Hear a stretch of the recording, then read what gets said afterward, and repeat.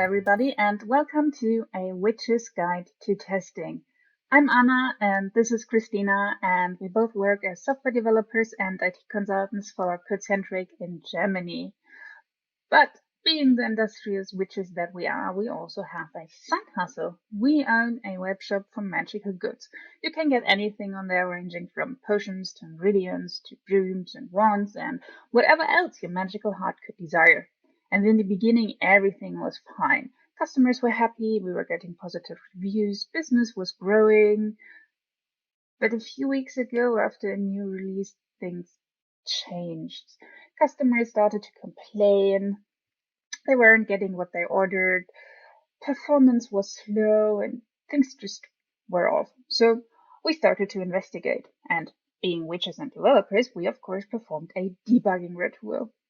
This ritual is supposed to help us find any evil spirits that could possibly be within our software.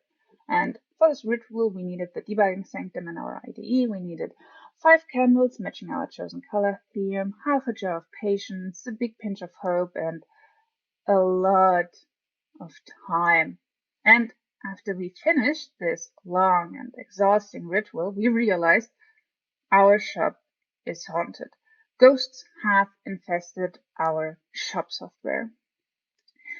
We were able to identify a spider ghost that was messing with the items that customers put into their shopping basket. We also found a cricket ghost that was messing with the performance, and we also found a butterfly ghost that was causing beautiful but unnecessary animations on the background. And so we decided we not only need to get rid of these ghosts, we also need protection. And luckily, we inherited a grimoire containing all sorts of potions and spells and general advice when it comes to protecting your software by testing. And today we want to share some of the things that are written in this book with you. So let's dive right into it. We already established that our shop software is broken. We need to do something. And what we decided to do first is make sure that each individual unit of code is working as we expect it to. And to help with that, we can use the unit testing spell. The unit testing spell needs to be performed on each and every unit of code that we want to protect. A unit can be a function or a component, for example.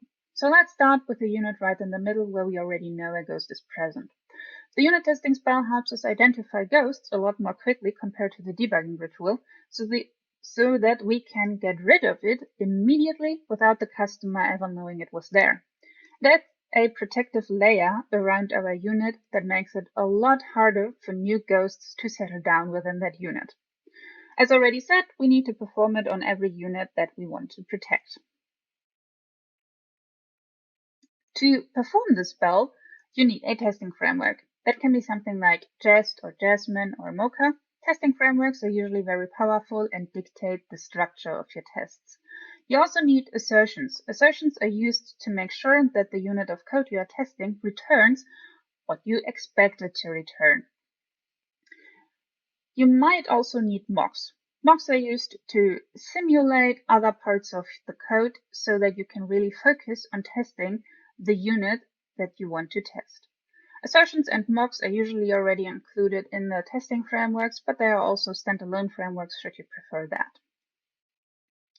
A test could look like this. We somehow need to declare that it's a test, and then of course we have our assertion. In this case, we want to test a function called getPotionName, where we enter an ID and expect that the correct name for the potion, in this case Rainbow Potion, is being returned. It's quite short and quite quickly written. So, to sum up, the unit testing spell is of course a protection spell that helps us protect units of code from new ghosts when we make changes to the code base, like performing refactoring rituals or adding new features or whatever else. Cool. A new spell. We are protected against ghosts.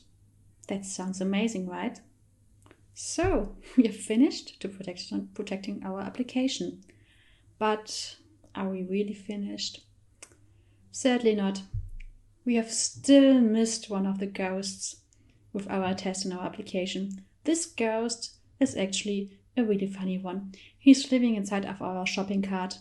And for some reason, this ghost doesn't like happy potions.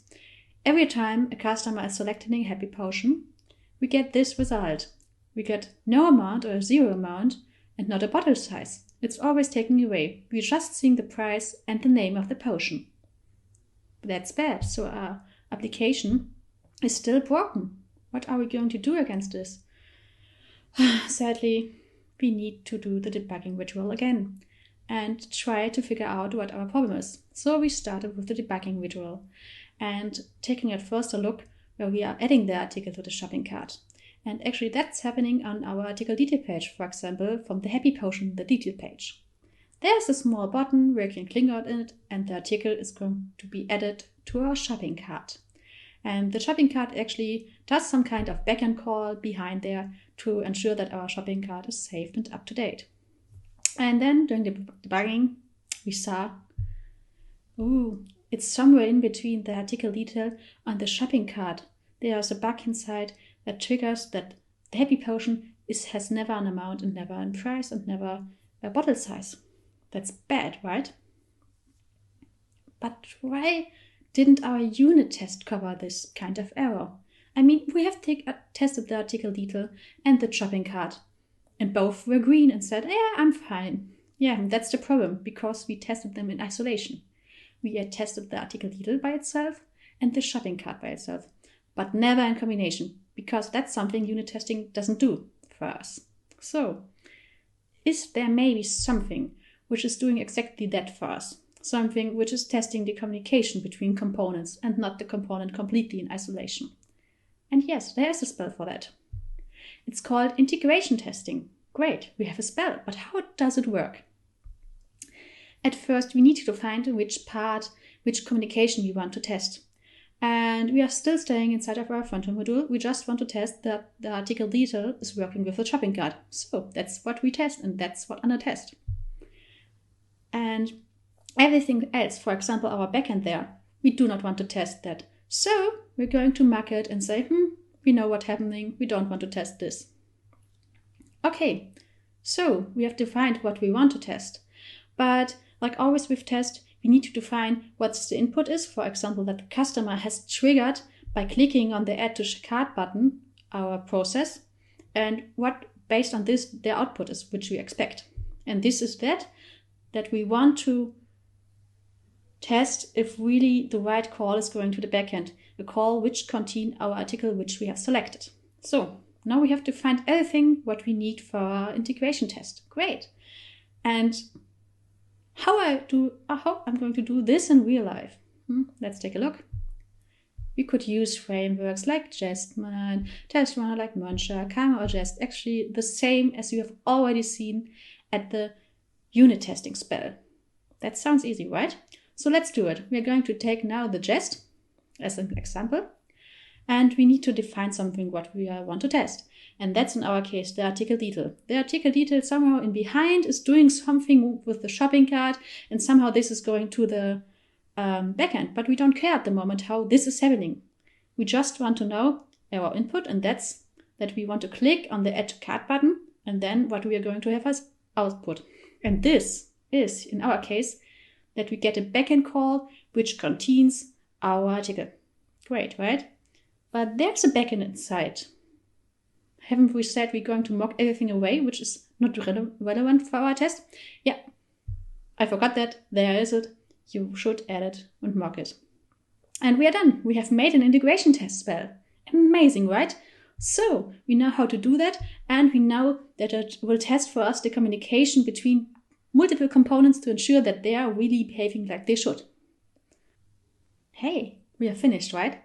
We have tested our components via the unit testing spell. We tested the communication between the components via the integration testing spell. I think our application should work. But then, 5 minutes later, after I've said that, our product owner comes in and tells us, oh no, our checkout is broken. Nobody can buy something in our shop. And we're like, oh, that's really bad, because it's our main feature to buy something in our shop. So we directly started our debugging ritual.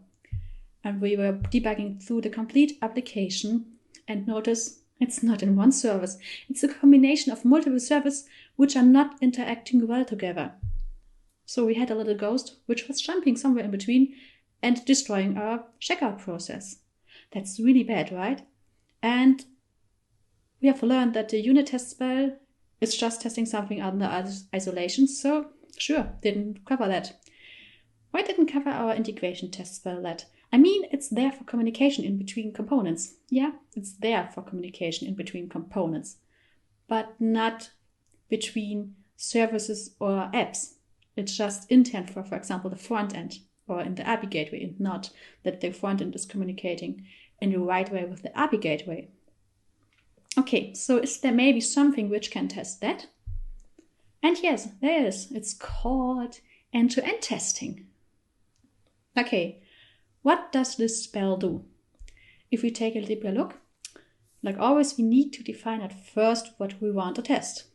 And we have learned our error is lying somewhere between frontend and the database.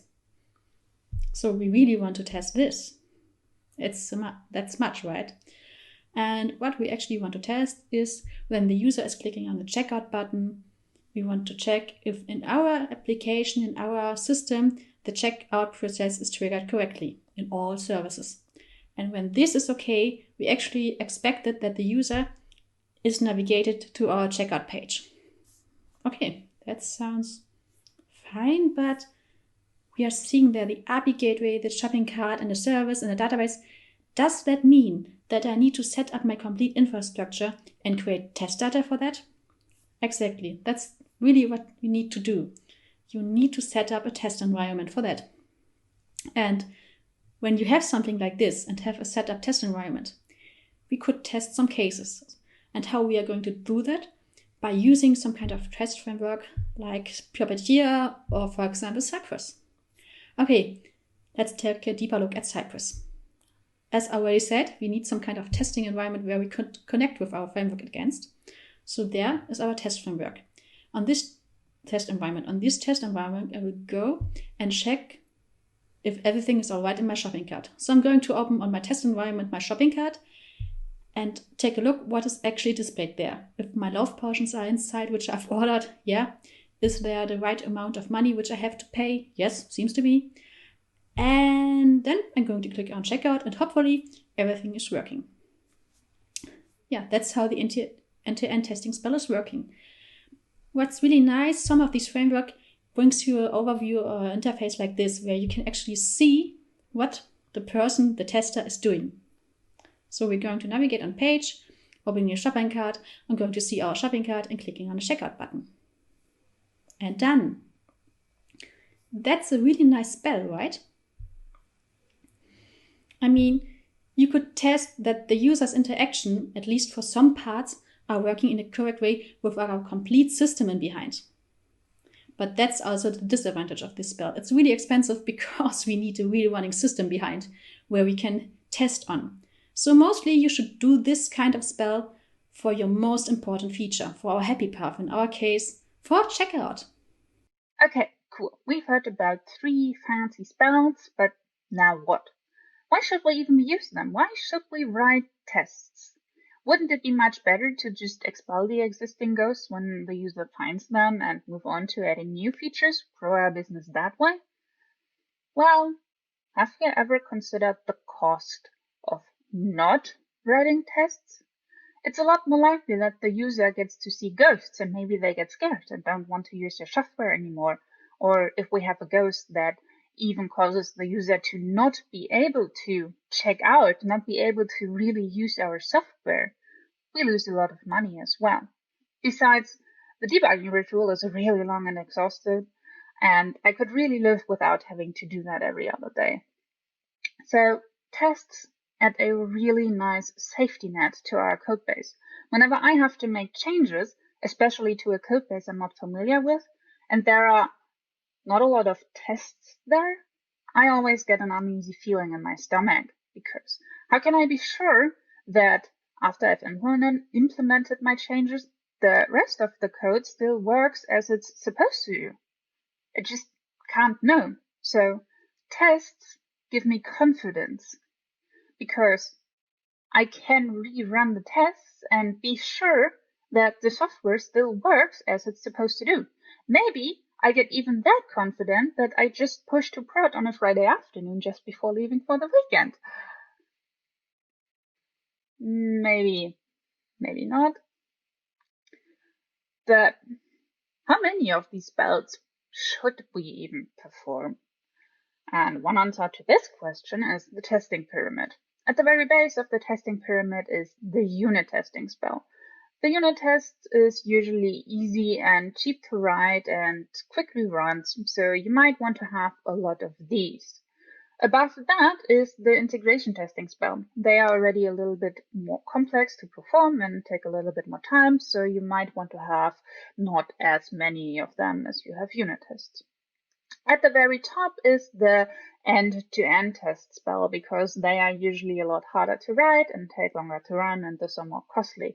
So you want to have even fewer of these. But is this the ultimate truth? Should I really follow this model? And the answer is no, maybe. Some people turn this pyramid upside down and then they don't call it the testing pyramid anymore, but it suddenly becomes the testing ice cream cone, and sometimes they add a cloud of manual tests on top. And there's also this thing called testing trophy and the testing pyramid that kind of works as a bug filter. So what? What are we supposed to do? And the answer to this question is very, very simple. Do what works. Just write whatever test works for your team and for your software. Each software project is different. So you should adjust what you test and how you test and what tests you write to that project and for your team. Just please write tests, maybe? So, we've seen the test pyramid, we've learned there are different kinds of tests which you could write, for example, unit tests. But when do I actually write them? Do I write them before or after the implementation? Let's see. Maybe let's start with writing at first the implementation and then the test. Okay, so we're going to write all parts of our feature, all services, all components, and maybe we're checking in the browser if they're running. Cool, they're running. Then we're going to write the test. I'm going to test that our implementation is working. That sounds pretty good, right? We have tested everything seems to work. But then at some point we recognized we have implemented something which isn't correct, which is a bug actually, but our tests tell us that this is green. So we tested actually our implementation and not our requirements. That's bad, right?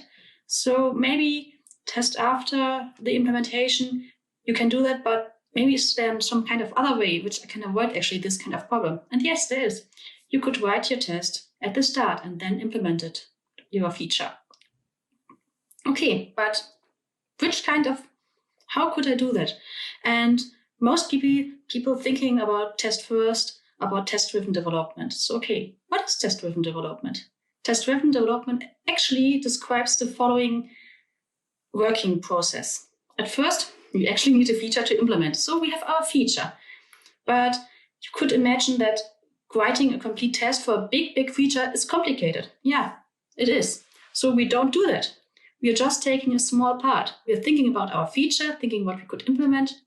Maybe we have some kind of a article detail page, and there's a button which goes back to our main page. So that sounds like a really small, really nice to implement feature. Okay, let's start with this feature. We're going to write at first a test which ensures that when the user is clicking on the button, that we are navigating back to the main page. Then we run this test. And this test, in most cases, should be red. Red, it should fail. If it would be green, we were finished. We could end our implementation. But it isn't. So we're going to implement our feature and then run the test to check if our feature actually matches our requirements. And then maybe when we have already implemented some parts of the feature, we could start the refactoring. And you're going to see it's a circle. So we're always doing all the steps for all small parts of our feature until we have implemented the complete feature. Okay, that sounds actually pretty nice, right?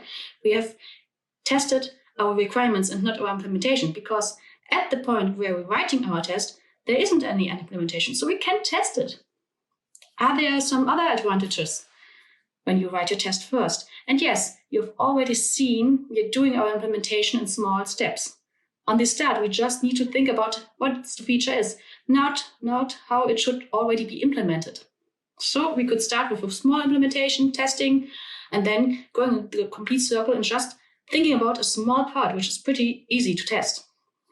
Okay, is there something more? And yes, during this process, I don't care if something is already there or not. I can just mock it away and thinking later about it. That's also pretty nice, right? I can't get lost during my implementation. And the most important part for me is that I can see if the code has a bad structure or not. When it's hard to write a test, in most cases, the structure isn't the best one. So I can directly react on it and refactor it. Cool, so the last few words of advice about test-driven development. You don't need to do that. Do it if it fits for you, if you like it, if you can work with that. Test after might be also okay for you. You just need to look at it if you're testing the implementation or just the requirements. And also the last few words of general advice. Testing is a big and important part of software development. But of course, this was just a short introduction and a short overview of some of the spells that are written down in the grimoire. There's a lot more to testing that we didn't even mention. And in the end, just do what works for you and your team. Pick the tests that are important for the project that you are working on. And with that, we are at the end, and we're friends with the ghosts now. They can't really harm us anymore. And if you have any questions, you can write us on Twitter. Our handles are written down there. But immediately after, there's also a live Q&A. So come over and say hi to us. So, Christina, Anna, what an amazing talk. Huge round of applause from me. And I'm sure everybody at home is similar Thanks kind very of much. impression and seal. So you definitely win the prize for the spookiest slide deck and talk so far today. I don't think that's going to be topped. Have you got any words of advice for anyone coming after you on how to spook up their presentation? Include some ghosts. Have a good with Matrix. Oh yeah, they are great. But have you considered having horses or unicorns in your spooky talk? No, never mind. I don't know. Could you make the unicorn spooky? They're quite friendly, really, aren't they? I don't know. Yeah, I'm trying to think about that. Maybe if you like turned it orange or something, or green, maybe. I don't know. It's quite adorable. So your talk was about unit testing and the ecosystem around that. Have you got any words of advice on what you should really, really avoid if you're doing unit tests? Are there common errors that you see people doing? Well, the most common error that I see is not writing any tests. So writing tests already is a very first good step. There's this, I have this shirt from this card game that I helped with a few years ago called Milestone Mayhem, and the shirt's called Grim Repo. And the Grim Repo just pushes straight to production without testing. So, that's kind of my style of engineering sometimes. You just push it out, and you find out it's broken when users, you obviously don't really want to do that. I'm just kidding. No. No, but that's fine for side projects, isn't it? If you just want to get it out there, I guess. Yeah. Well, yeah, of course. I think we've all done it at some point or another. Nice. So tell us a bit about how you got inspired for this talk, because it's obviously the backstory is we had talked about having you speak at one of those in-person conferences this year, and COVID obviously, and so then we were like, hey, we're gonna do this online event on October 30th, and you were like, I mean, it's one day before Halloween, right? Yeah. And the two of us never have really been the type for serious talks, and so when we knew the date, we just sat down, brainstormed a little, and then we were like, yeah, Halloween, we gotta do something Halloween related, and then kind of evolved to what you've just seen, I guess. And we always wanted to do something with unit testing and testing, so we combined that together.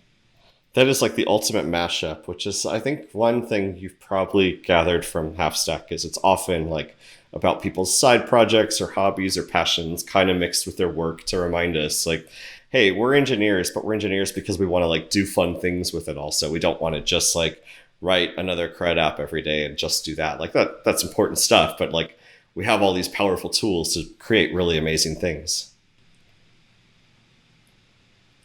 And yeah, testing is definitely one of the topics we're passionate about. Very cool. So what testing frameworks do you use the most these days, or what do you find like is bringing you the most joy with writing tests in general? Oh, I mostly use Jest, actually. Mm-hmm. I'm also doing a little bit testbed because we have Angular app, but it's not my favorite one in combination with Jest. Yeah. Cypress for the end-to-end testing is also pretty nice, especially if you could see what the browser is doing at the moment. So yeah, that at least are my favorites. Yeah. One of the audience members, David, asked, in the context of TDD, are there any JavaScript TDD friendly environments or workflows that you find useful, or is Jest give you what you need, or are there other things you find missing? For me, it's mostly more about the way how you implement your test. So I think if you can do it actually with all of the frameworks. Yeah, the naming thing is there are maybe some frameworks which I do not know, which can give you help with the naming. But for me, it's more the approach of thinking what my requirements are from the application, and then I'm going to write that in the test, and then I'm going to implement it. So I've tested my requirements and not my implementation. Yep, that's cool. So beyond like Halloween costumes, like dressing up like witches, what do you normally do for Halloween in a non-COVID year in Germany? The last few years, I've actually sat down with a few friends of mine and we did like a horror movie marathon or like a horror TV series and just sit down with some candy, and just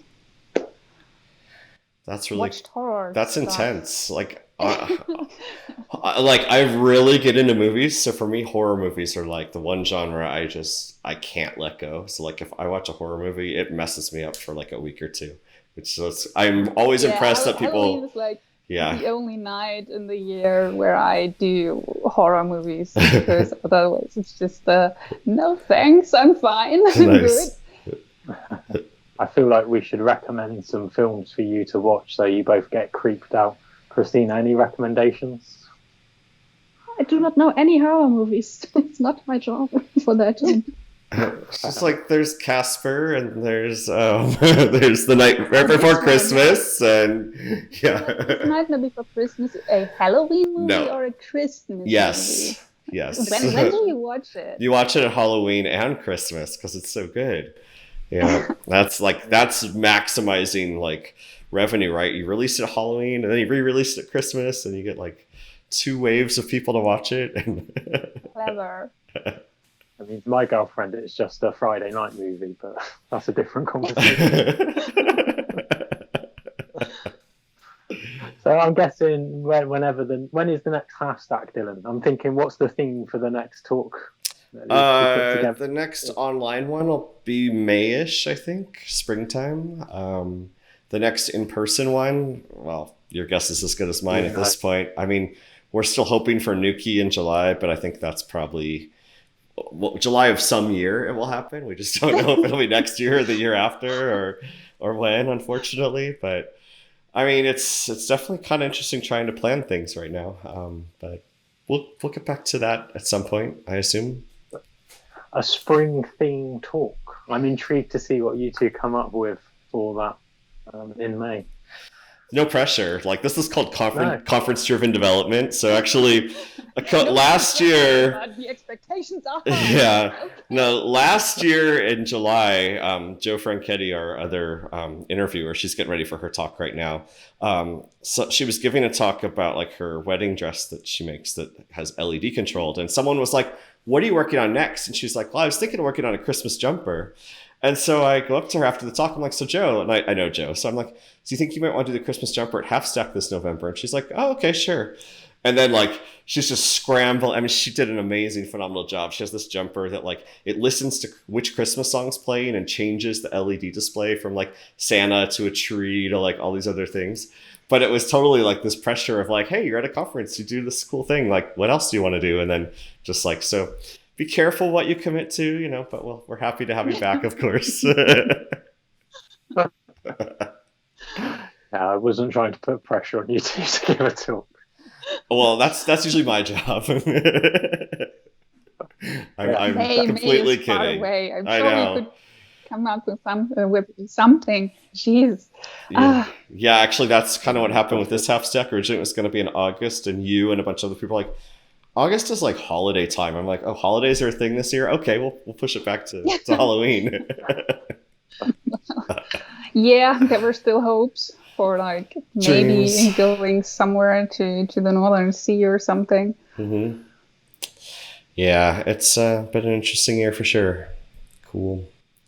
Well, thank you so much for making the time and giving us this lovely talk. You do have a short 1-minute segment after, I think, the third break later in the day or evening, wherever you're at.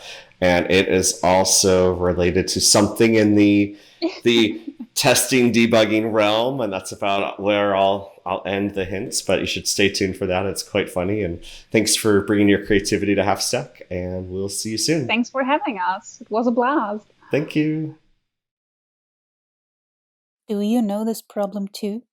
Finding the cause of a bug in your source code can be very difficult and time-consuming. Wouldn't it be nice if there was a quick and easy fix for this? We got you covered. Console.log from CrudFix is the solution for that.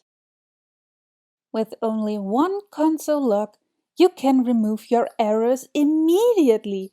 Just use this anti-bug spray to add console log all over your source code, and you will instantly know why the bug exists and what line of code caused it. Debugging made easy with console log from CrudFix. Please keep this product away from children and IT personnel. Use of this product can lead to frustrating debugging experiences.